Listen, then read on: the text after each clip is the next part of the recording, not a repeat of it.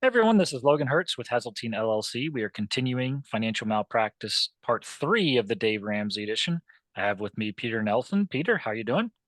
Living the dream, Logan, living the dream. Okay, excellent. So before we jump back into the clip, I just want to revisit one thing about why it's such a horrendous idea to surrender a whole life policy early on in the policy, right? And I want to just drive this point home. So I'm pulling up a presentation here. This was something I shared on an actual real life case from one of my clients, but I think it kind of shows how a whole life ages like a fine wine and how you cannot get back the passage of time. Okay. So this is an actual whole life policy, and you can see how it grows over time. Okay. Can you see my screen, Peter? I can. Excellent. So again, if you're so look at this. If you're in, like you said, year 5, year 10, because there's a big again big difference between those two. Notice how Dave Ramsey doesn't seem to care about numbers, right? Where is Are you in year 5 or are you in year 10? There's a difference, right?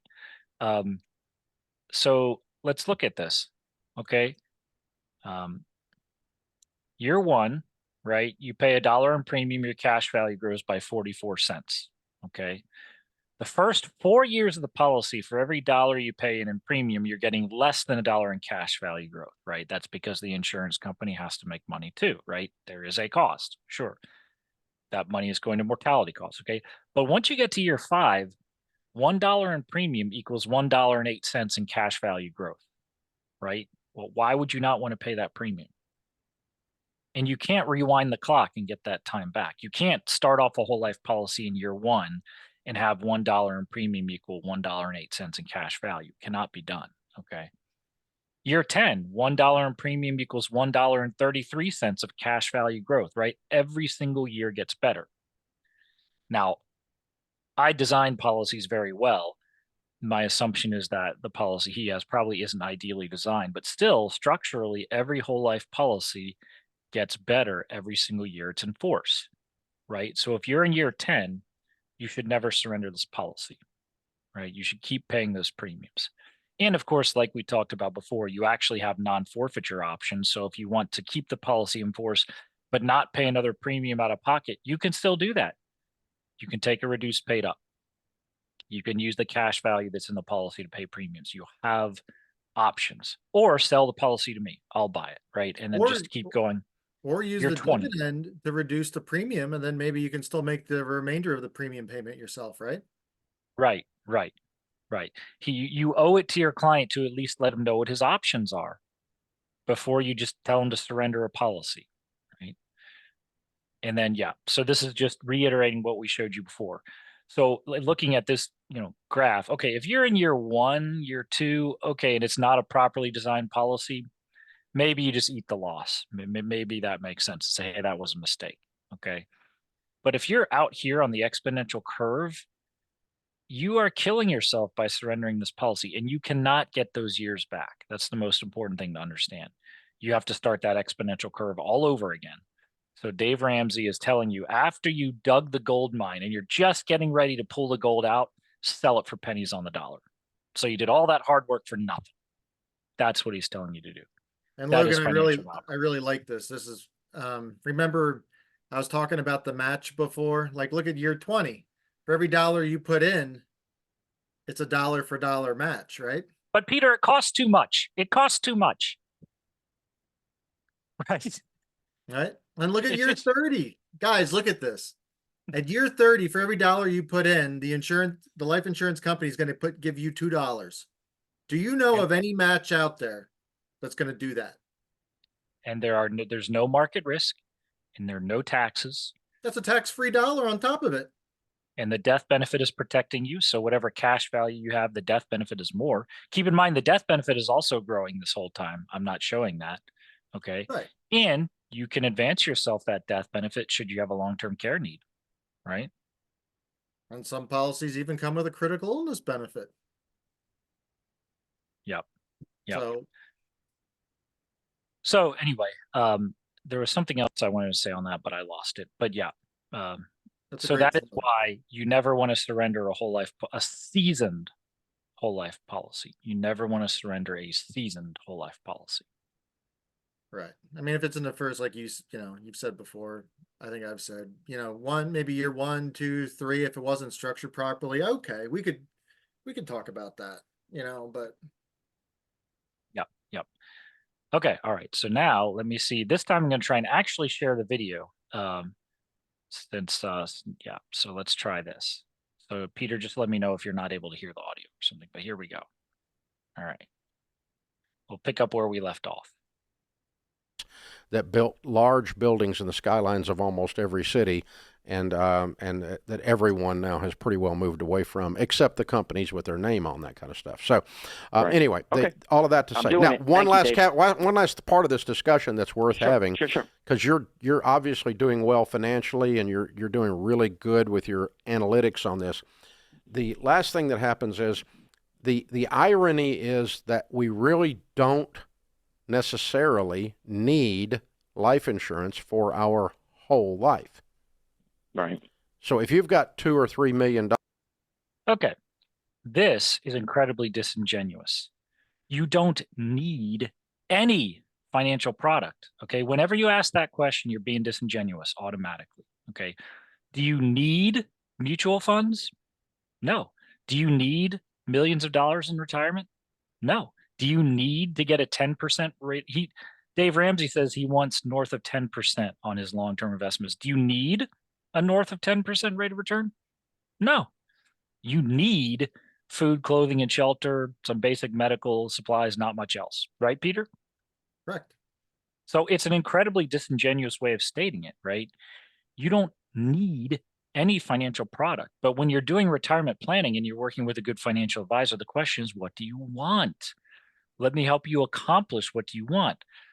When you go looking for a house, you don't say, what's the bare minimum space that I need so I can just squeeze my family in and we can barely eke out a living, right? You're not going to ask that question. You ask, what do I want, right? And we'll start with that. We're not going to limit our imagination. And then from there, we can work backwards, do the cost benefit analysis to see what makes sense, right? And once again, you don't need homeowners insurance, right? Yeah, exactly. Exactly. I'm not saying you shouldn't get homeowners insurance. I'm just saying that, Yeah, technically if your mortgage is paid off and you don't have a mortgage, you don't technically need homeowners insurance. you don't need car insurance. You don't need health insurance. You don't need liability insurance. I mean, you don't need mutual funds. You don't need retirement accounts. You don't need any of these things, right? So it's a very disingenuous way of stating it. And again, I want to make the distinction between death benefit and life insurance. He says you don't need life insurance. Well, when you buy a whole life, you're really buying a death benefit, not life insurance, because that death benefit will be paid. So here's a question. When you're in your old age, do you want to leave a legacy to your children, to your grandchildren, to a charity, to posterity? Well, if you bought whole life, you have that, right? You have that. The other great thing it does for you is it gives you a permission slip to spend the assets you have more freely in retirement. People who reach retirement, one of the things they face is they're afraid to spend their money, right? Because they're worried about things that might happen. Well, if you have a death benefit from whole life in place, you've taken care of legacy, so you don't have to worry about leaving something for the children. You've already got that. And you have long-term care protection, right? So one of the big things that can blow a hole in people's retirement plans is large healthcare expenses late in life. Well, if you have a whole life policy, you can start advancing yourself that death benefit should you have some form of long-term care need instead of being a burden financially or otherwise to your children and your grandchildren, right? Yeah. Or even have to do what I consider to be one of the most un-American things out there, and that's go through the spend down provision of in Medicaid to actually make yourself poor in order to qualify for care. As I Mhm, ask people all the time, do you think that's really the most effective and efficient way to do that? mhm, mhm. I mean, and by the way, then you Yeah, don't, you want to talk about a needs-based analysis, you could say, well, I don't need anything because I can just get on Medicaid, right? right, Because then I can be dirt poor and then I can just get on Medicaid, right? yeah, I get on welfare. I don't need any of this stuff, right? right. You can get food stamps and all that stuff, right? Yeah. I mean, So Dave, they don't need any of your mutual funds either, right? If right. you ask, do you need any financial product? The answer is always no. So this is the disingenuous way they operate is they ask, do you need whole life? But then when they're talking about their mutual funds they're trying to sell, they're never going to ask, do you need it? Because of course you don't need it. Right? By the way, I have a colleague in the business. I was talking to him recently, and I want to just mention this. He actually buys these, Dave Ramsey, people don't realize this, but he makes a lot of money off of selling leads to financial advisors in his network. I have a buddy that actually apparently buys these leads and then does the exact opposite than what Dave Ramsey recommends later on. It's actually kind of funny. That's interesting. That's interesting. Yeah. Okay. All right. Let's continue.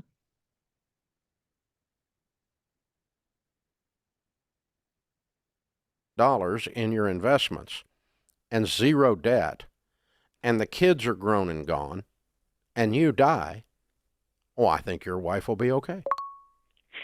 I was looking at it as like, I can die broke if I want to, and at least they'll have this much. But you're right in the sense that I won't be able to spend all my money. Yeah, but if you put the $95 in a fruit jar, you wouldn't die broke. Right, exactly, right. Okay, I'm doing it. Thank you, Dave. Hey, man, thanks for the call. Wow. Well, great discussion. I thought whole life was going to be like timeshares where it just kind of dies over time, but TikTok has caused a renaissance of whole life agents to start their financial planning influencer careers. You're kidding. And so now they're like whole life guys that are trying to make it cool again. Well, they're peddling it with new terms. Make whole life cool. Yeah. This is a little bit of hypocrisy. I mean, he's accusing whole life agents of doing marketing on TikTok, and I'm sure they are. Well, how did Dave Ramsey make his money? Right. Dave Ramsey is an expert marketer. I mean, this guy knows how to market. Okay. He's doing a video on YouTube or talking about why I hate whole life, and hate is in all caps, right? That's marketing. That's not sound financial advice. That's marketing. And it's okay to engage in good marketing. Like, I understand you need to draw attention to yourself, and maybe that means you say things that are a bit clickbaity, which that is a clickbaity title. Okay. So, that makes Dave a bit of a hypocrite. But it's interesting that they're kind of puzzled by why whole life has not died out, right? This product's been around for at least 150 years, and yet it hasn't died out. I wonder why that is, Peter. Why do you think that is? Because it standed the test of time. No, it must be because it's a scam and all these. By the way, Logan, so me, I'm big into hunting and everything, and I made a video on this, and I was just watching one of I like to reload or talk. I'm getting into reload. Let's put it that way, for ammunition, right? You can look this up, but Ogden Powder Company was started after World War II because one of the original Ogden that started it, he accessed $1,700 out of his cash value life insurance policy to start Ogden Powder Company. Now, there's many stories behind that, or like that, right? Yep. J.C. Penney, Walt Disney. Yep. Ray Kroc, McDonald's. Yep. Right. Yep. Dave Ramsey doesn't talk about that. When you need money the most, you will always have access to your whole life policy, right? Right. Okay. So, and he talks about how you don't quote unquote need the death benefit, right? In retirement and when you die. Well, what about long-term care, right? What about the fact that you're going to pay taxes, right? So he's behaving like $3 million in mutual funds or in a retirement account is the same as $3 million whole life death benefit. It is not at all, right? If you need to use the $3 million on this side, it's going to be taxed because you're realizing gains, right? One way or another, it's going to be taxed, whereas whole life is not taxed. Over here, mutual funds, you're taking on risk. So you could see a crash, right? In fact, it's likely at least once every 10 years, there will be some kind of market crash. So you have that risk. You got to deal with that. Also, how much income can you draw from it, right? Like we've talked about before, when you have cash value in a seasoned whole life policy, you can draw a lot more income out of it than you can out of a retirement account or out of mutual funds, because those are not income vehicles. It's at best, it's an accumulation strategy where you're building up a pile of money in mutual funds. But if you look at, let's say you got $1 million in mutual funds and you have $1 million in cash value in a seasoned whole life policy, when you run the numbers, you're going to see you can get a lot more income out of that seasoned whole life policy. Generally speaking, the way it works is you've got $1 million in cash value. Okay. You could can draw $1 million in tax-free income over the next 20 years out of that policy, and you'll still have $1 million in cash value in the policy because of your ability to borrow against the policy strategically using the policy loan feature without interrupting the compound interest you're earning in the policy. And it's all tax-free and there's no market risk, right? So just because the numbers on the page are the same, just because you have $1 million in mutual funds and you have $1 million in cash value, doesn't mean they're equal. They are not equal, right? That $1 million in cash value probably will have at least a $2 million death benefit. So if you have a long-term care need, you've got that. When you die, that legacy pays out, right? And it all keeps earning for you while you're using it. Whereas in mutual funds or retirement accounts, it's a single-use vehicle. Every dollar you have in there can be used once. You withdraw it, and that's it. It's no longer earning for you in the market, right? Right. And how do we know that money, if it's in a bunch of mutual funds, how do we know that money's ever going to be there? Right. Right. We don't. Right. Especially right now. I mean, look at it. I'm getting calls from clients and prospects on a daily basis. They want out of the market. This country's going, I'm sorry, it's not good right now. We have an open border. The economy is not good, even though they want to pretend like it is. It's not a good time to be in this market. I'm sorry. Well, and especially when you're in retirement, you don't want to be taking on that level of risk. Even if you're bullish on the market, you're still taking on risk, right? And so for me, it's a question of risk, right? Warren Buffett, does he say I got better reward because I took on more risk? No, he says exactly the opposite. Okay, rule one of investing, never lose money. I saw a webinar recently, we'll have to talk about it later, about the high rate of return in whole life. And they're talking about how the rate of return in whole life is actually much better than these other market-based assets. Once you position it properly, once you actually understand how it works, because when you look at the money that you're putting in the market, and you understand all the other costs associated with it, and you start trying to make it an apples to apples comparison, you actually see that the rate of return properly understood, is better in whole life. That doesn't mean the numbers on the page will be better. Okay. But anyway, have you ever we're seen getting that towards video? Have you ever seen that video Tony Robbins did on talking about mutual funds? No. Mm-mm. Tore them apart. It was a good video to watch. Okay, let's keep going. Oh, I thought it was over. Nope, almost. No. I gotta watch more of this. I know it's hard to get through. Again, You've seen this index universal life, infinite banking. Dave, Infinite the wealth banking this is is the back? hack wealthy people don't want you to know. Infinite banking is back? That was a Yes. scam from like 20 years ago. Well, Gen Z is eating it up on the TikTok, Dave. Oh, So, man. It's caused this resurgence. Infinite banking is code for whole life that sucks bad. That's what it is. Wow. Well, there's a lot to say there. First of all, he's confusing index universal life with whole life and acting like they're the same, I guess. I don't know. He's kind of throwing it out there like index universal life, right? Conflating several different things. Okay. And then he goes into infinite banking being a scam. Notice he never defines what infinite banking actually is. He just throws out his, pretty incendiary definition, if you want to call that, of what whole life is, or excuse me, what infinite banking is, right? And he says it's a scam from 20 years ago. Well, Nelson Nash wrote the book on infinite banking back in the 1980s. So at the very least, the infinite banking concept actually goes back more than 40 years, I would say, right? So it's interesting that this guy, once again, is spouting about things that he clearly knows nothing about and is making the most elementary and obvious mistakes, right? First of all, index universal life does not equal whole life. They are not the same. Okay. And yep, there's the book written originally in the 1980s. Okay. Yeah, I'm looking at when it was. Yeah, and that's when the term was coined, right? Yeah. And again, Dave Ramsey is doing what most people do, which is they confuse banking with whole life, right? Infinite banking concept equals whole life is what they think. But he doesn't ever bother to really try to understand it before he criticizes it, right? Now, it was possible, at least in theory, well before that. I would also say this is important. Nelson Nash did not invent infinite banking. He discovered it. similar to the way that Sir Isaac Newton discovered the laws of physics. He didn't invent them, right? He discovered them. If Nelson Nash had invented the infinite banking concept, then it might have died with him, right? Now, he did coin that term, right? There are multiple different phrases you'll sometimes see that to refer to this process of becoming your own banker, okay? Yeah, just But like this one. This is Pamela Yellen. You know, she does bank on yourself. There's a whole bunch right, of them. right, right. But the point is, he discovered something that predated him and that still exists after he's gone, right? He didn't invent anything. Okay.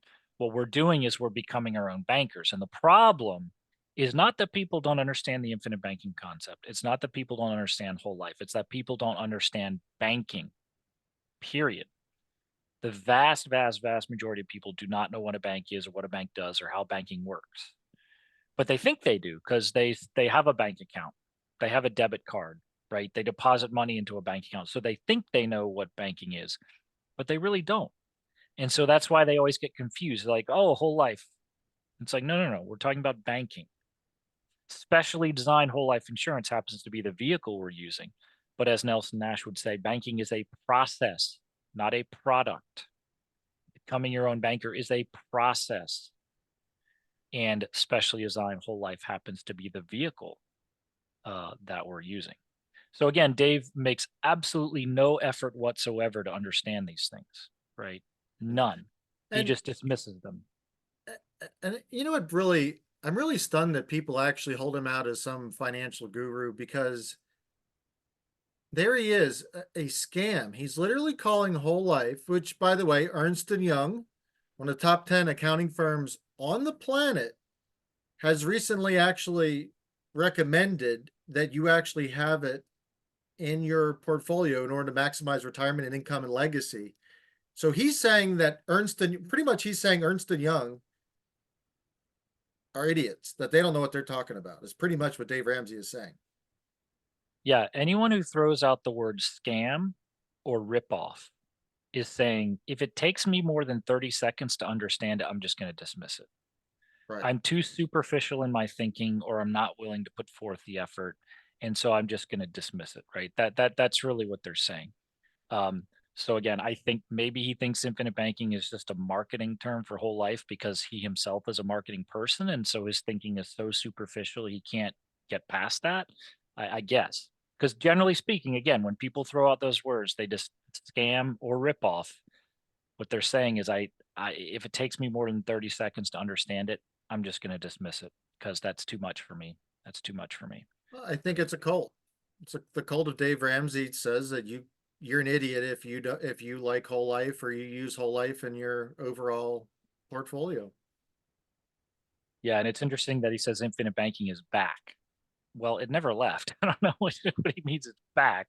And no, Right. it doesn't date from 20 years ago. It dates from at least 40 years ago. Really, it goes all the way back to as long as whole life existed, this was possible, at least in theory. I would say that Nelson Nash sort of popularized it and coined a term, and it started to enter into the popular imagination. But really, you can read what would the Rockefellers do, and you can see how really the ultra wealthy had been using this process for many decades prior. Really all the way back to the early part of the 20th century, I got it right? somewhere up there. So maybe we should pay a little more attention to what the Rockefellers were doing. I think they know a little bit about getting wealthy than what Dave Ramsey and his marketing campaign is saying. And Dave Ramsey does have pecuniary interests here, as you point out. It's important to point this out. Dave Ramsey is not like just an objective third party observer. He makes money from, you mentioned the referral fees to his endorsed local providers and things like that, right? So he has a financial interest in condemning whole life and leading you to buying inexpensive term policies and putting money into mutual funds and retirement accounts. Okay. So he's not unbiased at all. He has I a mean, direct it's financial interest in yeah. making these recommendations. Right. And I don't know what the number is, but I would bet any amount of money it's worth millions of dollars to him to actually bash whole life. I mean, that's Yeah. So it's a straw man argument as always, right? It's a straw man argument as always. And we're not sitting here bashing term. Gosh, we use term all the time, right? Right. As And Chris I use Kirkpatrick says, yeah, buy term and save the difference, not buy term and invest the difference, meaning buy convertible term with a company that's a competitive whole life product to secure your full human life value, and then convert a portion of it to whole life and start saving money in whole life. Right. right. And I even use mutual funds. So it's like I'm not, I use them. Am I saying you should have a whole portfolio full of mutual funds? Heck no. But that's what Dave Ramsey's telling you. You should just have it all in the market and you're going to make 12% and you don't need life insurance and you're good to go. It's that Yeah, easy. I remember the thought I was going to have a minute ago, right? When he talks about I'm spending $680 a month on these whole life policies, and it's just like, oh, that's a lot of money, right? Yeah. No question at all as to what that's getting you. If that guy had said, Dave, I'm putting $680 a month in mutual funds, he would have said, well, congratulations, good for you. You're Like, not putting you're enough in. yeah, you're investing your money. That's great for you, right? The point is, it doesn't matter how much money you're putting into the vehicle. The question is, what value are you getting out of it? If I'm paying $680 a month into cash flowing real estate where I'm getting $10,000 a month in cash flow out of those properties, would I stop when someone says I'm putting $680 in this vehicle? Would I immediately say, "Oh, that's ridiculous. You're getting ripped off. That's so expensive." No, I would be like, "Okay, so what are you getting for that $680?" And then we can decide whether it makes sense or not to keep paying that 680, right? Probably he's at the point in his whole life policies where if he's paying $680 a month into those policies, he's probably getting at least $700 a month in cash value growth, right? So why would you not want to do that? I don't understand, right? For every dollar you deposit into your bank account now, you're getting more than $1 of account balance growth. And you can use the money while it keeps earning for you in the policy. So why would you not want to do that? I don't understand. Yeah. Right. I have a case right now I'm working on with an agent. It's going to be about $41,000 a year of premium. Buys a $1.1 million death benefit. Okay. I mean, they love it. What's it for? It's for charitable giving and they want to still maintain control of it. Right. I mean, people are putting big bucks into this and he's saying $628 ripoff. We have people 40, 50, $100,000 a year into this. And yet $600 is a ripoff? Come on. This is so But again, yeah. And again, the hypocrisy. If you told him you're taking $680 a month and buying mutual funds where it's all at risk and none of it's under your control, he would congratulate you. He'd be like, right. good for you. You're saving for retirement. No, Yeah, a mutual fund is not a savings vehicle. Okay. That's not saving. That's gambling. That's speculating. And it's okay to speculate. Okay. But you got to be careful with position sizes. Don't speculate with money you can't afford to lose. Right. yeah, it just reminds me of look at 2022. You had that diversified 60-40 portfolio. How'd that work out when stocks and bonds went down at the same time? The worst bond market in the history of the United States going back to like 1850. Well, I think Dave Ramsey has an answer to that. Just go 100% equities. I don't think he believes in bonds. I think I could be putting words in his mouth, so I'm not going to do what he does and just automatically assume I understand it. But I'm pretty sure he recommends 100% equities. Well, I'm sure he would tell you buy and hold, higher the risk, higher the reward. It's just a paper loss, right? It's that simple. Yeah. All right. Well, there's actually a little bit more important at the end. At the very end, he's going to get into that's going to provide some interesting discussion. But we've reached the end of our time. So yeah, once again, infinite banking and whole life are not the same thing. Index universal life and whole life also not the same thing. So anyone who throws out the word, oh, it's a scam, it's a ripoff, they're just saying, I'm not going to take the time to learn what it actually is. So I'm just going to dismiss it. If this were a scam or a ripoff, then why has it been around for over 150 years? And why do rich people, banks, corporations put large amounts of capital into these policies if they're so terrible?